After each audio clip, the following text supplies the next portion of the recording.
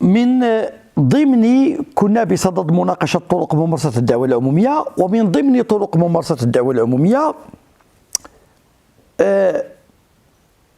نتحدث عن توجيه النيابة العامة لملتمس بإجراء تحقيق. هو مهم جدا لأن أمام طول مادة قانون المسطرة الجنائية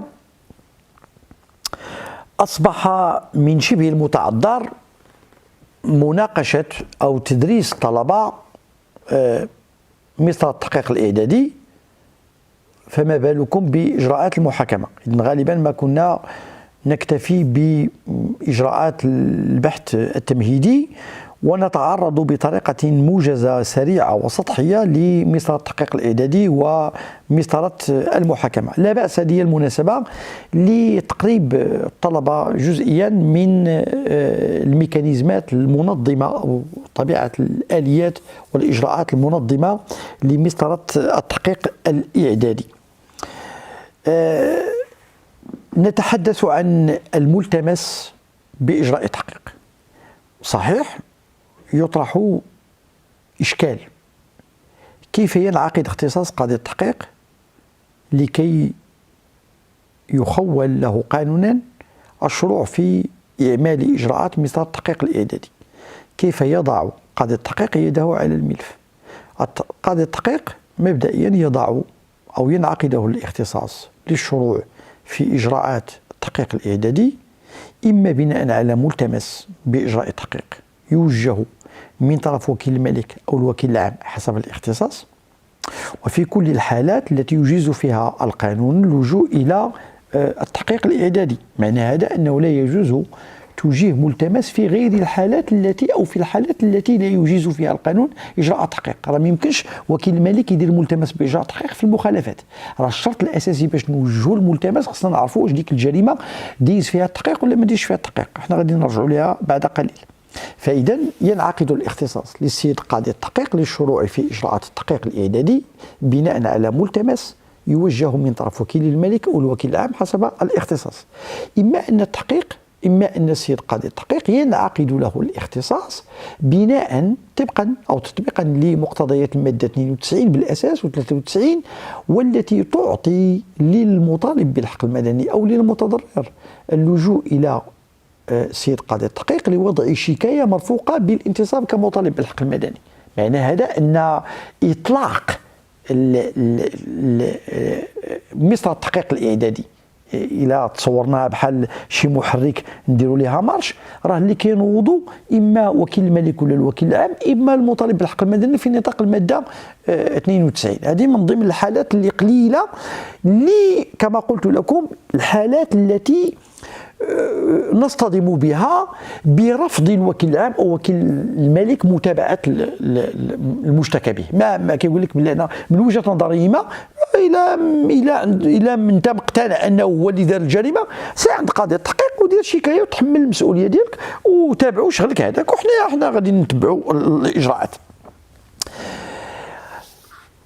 اذا قلنا على اننا نتحدث عن الملتمس باجراء تحقيق.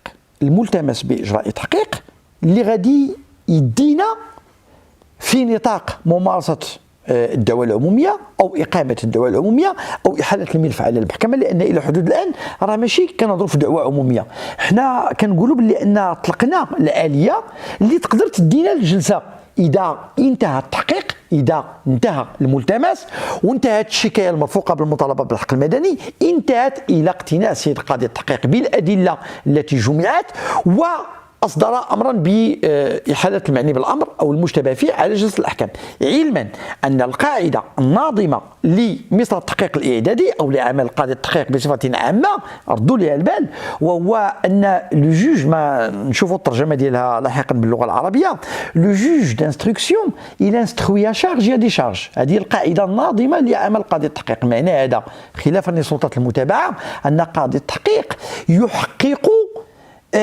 استحضارا لقارنة البراءة وقارنة الإدانة. معنى هذا أن السيد قاضي التحقيق ليس خصما للمتهم، هو غير كيرعى، اسمح لي على المصطلح اللي كنستعمل، في ثنايا وخفايا الجريمة، وأي دليل يعثر عليه يجمعه، أكان في مصلحة المتهم أكان ضد المتهم، وينتهي بتكوين قناعته ما إذا كان المتهم ضالعا في ارتكاب الجريمة يصدر أمرا بالإحالة، ينتهي إلى أن المتهم غير ضالع في الجريمة يصدر أمرا بعدم المتابعة. هذا راه ماشي بحال سلطة المتابعة. سلطة المتابعة هادشي علاش كيتقال بأن قضاء التحقيق يعتبر قضاء التحقيق من ضمن أهم الضمانات الإجرائية المقررة للأفراد في الأنظمة الجنائية ذات المصدر المادي اللي كتاخذ من فرنسا بالأساس، لأن التحقيق الإعدادي ما كاينش في الأنظمة الأنجلوساكسونية. فإذا لاحظوا معي أن قضاء التحقيق ماشي بحال سلطة المتابعة. سلطة المتابعة خصم للمشتبه فيه وهي تسعى إلى إثبات ضلوعه في الجريمة. قضاء التحقيق لا، قضاء التحقيق كيجمع وسائل الإثبات اللي ضده واللي في مصلحة أي حاجة لقاها كيجمعها، عاد كيكون القناعة واش هو ولا ماشي هو. إذا كان هو يصدر أمر بالإحالة، إلا ما كانش هو يصدر أمر بعدم المتابعة. والذي قلنا أن هذا الأمر بعدم المتابعة يبقى لسلطة المتابعة، لأن هي كتشك في المشتبه في أنه ولد الجريمة، كيعطيها المشرع الحق أن نطعن فيه بالاستئناف أمام الغرفة الجنحية اللي هضرنا عليه، اللي يمكن أننا نرجع له لاحقا. الملتمس بإجراء التحقيق يجب أن يكون مكتوبا من حيث المبدأ، ولكن من وجهة نظري أنا في نطاق باعتباري من أحد شراح قانون المصالح الجنائية، أقول أن لا شيء يمنع أن يكون الملتمس شفويا، لا سيما وأنا أستحضر الحالات التي يلتقي فيها وكيل الملك والوكيل العام بقاضي التحقيق في مسرح الجريمة، ويتصرف قاضي التحقيق باعتباره ضابطا ساميا للشرطة القضائية، ماشي قاضي ديال التحقيق. في هذه الحالة لكي ننهي عمل قاضي التحقيق كضابط سامي في نطاق مسرح البحث التمهيدي ونهزوه ونحطوه في التحقيق الإعدادي، كيوجه له في عين المكان إما وكيل الملك إما وكيل العام للملك ملتمس بإجراء تحقيق شفوي.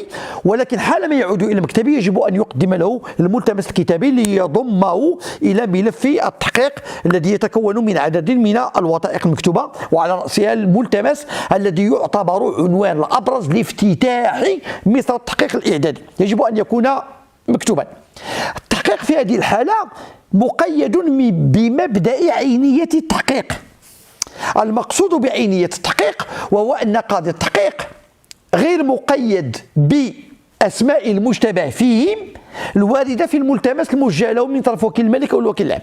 إذا كان وكيل الملك قال له افتح تحقيق مع فلان، واثناء سير المصدر ديال التحقيق لقى السيد قاضي التحقيق بلي ان مع فلان كاين فلانات اخرين، هنا السيد قاضي التحقيق كيوجه لهم التهمه دون ان يكون هناك تطاول على سلطه المتابعه. هذه كنقصدوا بها عينيه التحقيق. ولكن معنى ان قاضي التحقيق غير مقيد بهويه الاشخاص الوارده في الملتمس، يمكن ان يوسعها تبعا لاجراءات التحقيق.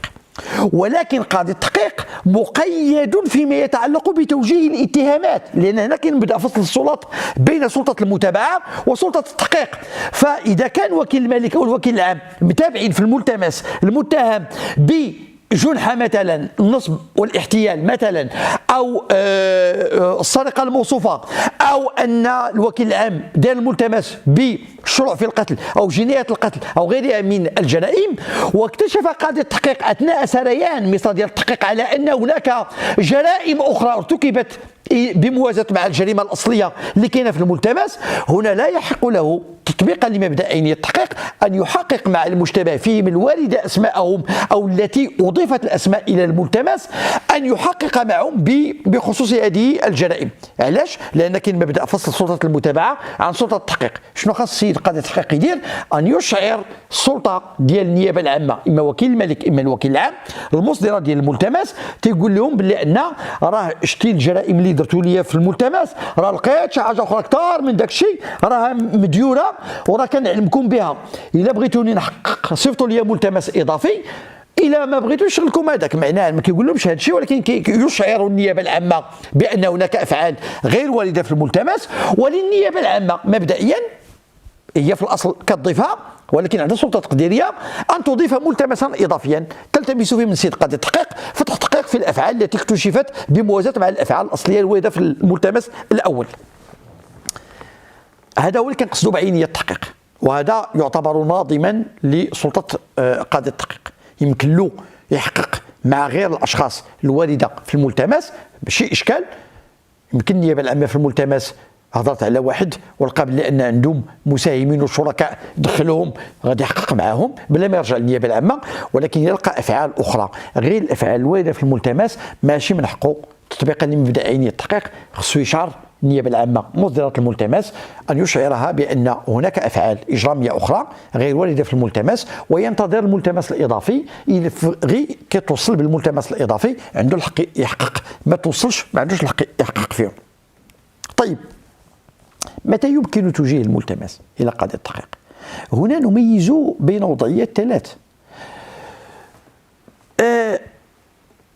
هناك إجبارية التحقيق في نظام التحقيق الإعدادي ببلادنا.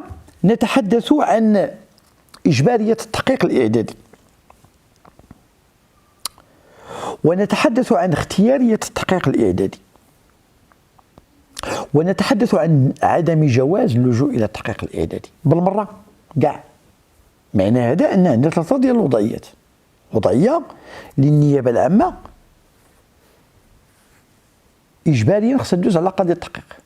في هذه الحاله انتبهوا لي مزيان، في هذه الحاله المراحل الاجرائيه او التعاقب الزمني للمراحل الاجرائيه كيكونوا ثلاثه: مسطره البحث التمهيدي، واجباريه التحقيق، يعني غنساليو البحث التمهيدي بالحراسه النظريه وبتفتيش المنازل وتحرير المحاضر وجمع وسائل الاثبات، كندوزو عند قاضي التحقيق، كنعطيو كاع ناتج البحث التمهيدي وكنقولوا له عافاك كمل مع هذا عباد الله. وقاضي التحقيق كيكمل مع هذا عباد الله فيها الاعتقال الاحتياطي، المراقبه القضائيه، اغلاق الحدود، التقاء المكالمات، بزاف ديال الحوايج، الاجراءات متعدده. وينتهي قاضي التحقيق لانه قلنا انه الا نستخوي شارج دي شارج ماشي خصم ديال المتهم، ويبحث عن وسائل الاثبات اللي تقدر تكون في مصلحه المتهم، تقدر تكون ضده.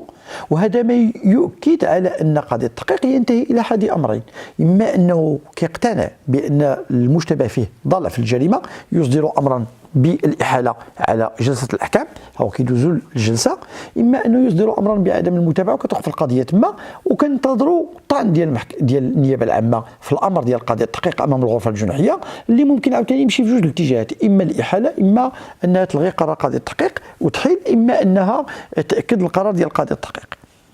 إذن في هذه الحالة الأولى كيكونوا عندنا في تعاقب الزمن الإجرائي ثلاثة ديال المساطر: مسطرة ديال البحث التمهيدي اللي أنجزت من طرف سلطة المتابعة، ومسطرة ديال التحقيق الإجباري، ومسطرة المحاكمة. والإجبارية ديال هذا التعاقب الزمني الثلاث هو مما ينبني على الشرعية الجنائية. علاش؟ لأن المشرع المغربي جعل التحقيق إجباريا في عدد من الجرائم. معنى هذا ان ما يمكنش الوكيل الملك والوكيل العام ينقز قضيه التحقيق ويسالي مع المتهم ويصيفطوا نيشان الجلسه. راه المسطره باطله بطلانا كانها كالعدم. الماده 751: كل اجراء منصوص عليه في هذا القانون لم ينجز على الوجه المطلوب يعتبر كان لم يكن، ماشي باطلا، كان لم يكن، منعدما، يعني ما كاينش كاع في الاصل. والحالات التي يكون فيها التحقيق اجباري، انا فاش كنقولوا التحقيق الاجباري معناه ان بين النيابه العامه واحاله المتهم على الجلسه كاينه واحد المرحله خصو يدوز منها رغم انفه، لان القانون قانون. يكون التحقيق اجباريا في الجنايات المعاقب عنها بالاعدام، والجنايات المعاقب عنها بالمؤبد. هذه كانت في ظاهر كانت في الصيغه الاولى ديال المسطره الجنائيه. في 2002 زدنا الجنايات المعاقب عنها ب 30 سنه، والجنايات المرتكبه من طرف الاحداث. يعني كاين 4 ديال الحالات. الوكيل العام يلقى راسو في 4 ديال هذه الحالات كاينه اجباريه ديال التحقيق، ما عندوش الحل من غير انه خصو يدوز على قاضي التحقيق. وكيل الملك ما عندوش الحاله ديال الاجباريه الا اذا كان هناك نص خاص في القانون ينص على ذلك. فاذا هذا الخطاب اللي كنهضروا به الان كنوجهوا للسيد الوكيل العام، هو ان في الجنايات المعاقب عنها بالاعدام، المؤبد، الجنايات التي ارتكبت من طرف الاحداث والمعاقب عنها ب 30 عام ديال الحبس، وكيل العام يسالي البحث التمهيدي خصو يدوز عند قاضي التحقيق الملتمس باجراء التحقيق وندوزو لديك الشيء. معناه ان في التعاقب الزمني في هذا النوع ديال الجرائم كاين 3 ديال المساطر: المتابعه، التحقيق، والمحاكمه. في غيرها من هذه الحالات نقول ان التحقيق اختياريا. ما الذي نقصد بالتحقيق اختياريا؟ معناه ان المشرع ترك سلطه التقدير لقاضي النيابه العامه، وكيل الملك او الوكيل العام، واش غيدوزوا للتحقيق ولا ما غيدوزوش للتحقيق. معنى هذا ان مبدئيا في تعاقب زمني للاجراءات والمساطير مبدئيا هنا كتكون المرحله الزمنيه مختصره، كيكون البحث التمهيدي والمحكمه.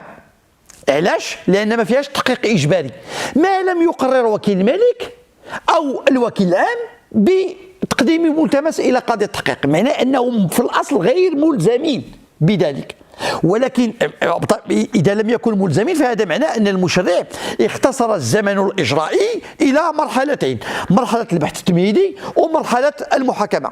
وقد لاحظنا في عدد من المحاكمات ببلادنا وبعض المحاكمات الشهيره جدا هناك نوع من التفسير الغير المنطقي لا سيما من بعض الساده المحامون فيما يتصل بسلطه النيابه العامه الوكيل العام بالاحاله الفوريه طبقا لمقتضيات الماده 49 و 73 على جلسه الاحكام، بعله انه كان يجب على الوكيل العام ان يحيل المتهم على قاضي التحقيق لكي في نطاق مثل التحقيق الاعدادي. ولكن المشرع المغربي ربط بين احاله السيد الوكيل العام وقاضي التحقيق أن تكون القضية غير جاهزة في كل الأحوال التي يكون فيها الشرط اللي داروا المشرع المغربي ان الوكيل العام غير كيسالي كصفه جلسه الاحكام، ولكنه يجب عليه ان يحيل الملف على قاضي التحقيق اذا كانت القضيه غير جاهزه. طيب، ومن تعود له سلطه تقرير ما اذا كان الملف جاهزا او غير جاهز؟ يا ساده، المشرع المغربي أسند هذه المسألة للسيد الوكيل العام، هو الذي يقرر في نطاق تعاطيه مع ناتج ميثاق البحث التمهيدي لمعرفة ما إذا كان الملف جاهزا، معناه الملابسة الجريمة باينة، وسائل الإثبات كاينة، مقتنعين بكل شيء، لاش غادي نضيعوا الوقت نصيفطوا للمحكمة يتحاكم. ولكن إذا كانت هناك بعض الخفايا وبعض التعقيدات وشي أمور مازالين مشكوكين فيها وما بقاش عندنا الوقت لأن تعلمون على أن البحث التمهيدي الوقت ديالو قصير، ما بقاش الوقت عند السيد الوكيل العام، فالحل اللي عنده هو أنه يحيل الملف على قاضي التحقيق للتعمق في القضايا أو في المحاور اللي مازال فيها شوية ديال. فإذا المشرع قال في كل الأحوال التي يبدو فيها أن الملف غير جاهز. والسؤال الذي يطرح فقهيا وعلميا: لمن تعود سلطة التقرير ما إذا كان الملف جاهزا؟ تعود يا سادة للسيد الوكيل العام.